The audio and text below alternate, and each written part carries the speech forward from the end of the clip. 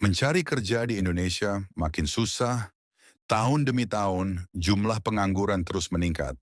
Data terbaru menunjukkan bahwa jutaan lulusan baru bersaing di pasar kerja. Namun lapangan kerja tidak bertambah.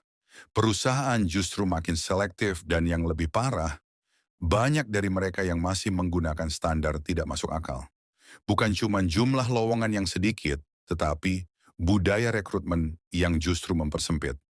Mulai dari batasan umur yang tidak realistis, psikotes yang tidak masuk akal, sampai sistem promosi kerja yang penuh dengan kepentingan. Di Indonesia, umur adalah tiket utama untuk masuk ke dunia kerja. Kalau sudah melewati batas tertentu, banyak pintu yang langsung tertutup. Contohnya banyak lowongan yang mencantumkan syarat maksimal 27 tahun. Tetapi kalau kita lihat negara maju seperti Jerman, Jepang, atau Amerika, mereka lebih fokus pada skill dan pengalaman, bukan pada umur. Bahkan di Jepang, banyak orang baru memulai karir profesional mereka di usia 30-an, dan itu bukan sama sekali masalah. Sementara di sini, banyak orang akhirnya terpaksa mengambil pekerjaan di bawah kemampuan mereka, hanya karena usia mereka dianggap kelewat tua oleh sistem rekrutmen yang begitu kaku.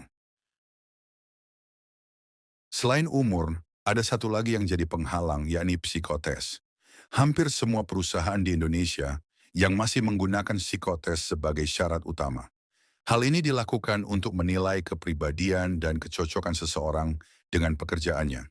Di negara-negara maju, psikotes umumnya hanya digunakan untuk pekerjaan tertentu, seperti psikolog atau tenaga medis. Sementara di Indonesia, psikotes digunakan secara luas, bahkan tanpa pemahaman yang jelas soal relevansinya. Hasilnya, banyak kandidat potensial justru gagal bukan karena mereka tidak bisa bekerja, tetapi karena mereka tidak lulus psikotes yang tidak relevan. Di dunia kerja yang ideal, siapa yang bekerja lebih baik dan lebih keras harusnya mendapatkan posisi yang lebih tinggi. Itu yang disebut meritokrasi. Tapi di Indonesia, realitanya jauh dari itu.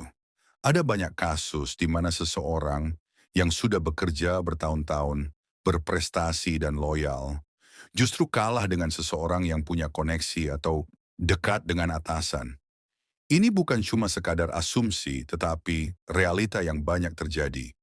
Bahkan orang yang terlalu jujur juga justru sering dianggap ancaman di lingkungan kerja. Banyak orang yang kehilangan pekerjaannya hanya karena mereka berani mengkritik kebijakan yang tidak adil atau melawan sistem yang salah.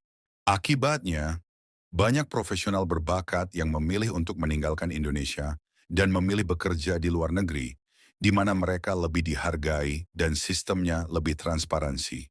Dan inilah yang bikin kita kehilangan banyak talenta hebat, karena sistem yang seharusnya mendukung malah justru menyingkirkan. Sistem kerja di Indonesia masih jauh dari ideal. Selama umur masih jadi penghalang, psikotes masih digunakan tanpa relevansi, dan meritokrasi tidak berjalan, maka jangan heran kalau semakin banyak orang yang memilih keluar dari sistem ini. Kalau sistem ini tidak berubah, maka dampaknya bisa lebih buruk lagi. Kita akan kehilangan talenta-talenta terbaik, tidak ada tenaga kerja yang benar-benar berkualitas, dan pada akhirnya ekonomi yang akan terkena dampaknya. Kita selalu punya pilihan. Kita bisa terus berjuang dalam sistem, atau mencari sistem yang lebih adil dan terbuka. Atau bahkan, kita bisa menciptakan peluang kita sendiri, di luar sistem yang membatasi. Dunia kerja bukan hanya tentang mengikuti aturan lama yang tidak masuk akal, tapi tentang bagaimana kita bisa menemukan jalan terbaik untuk berkembang.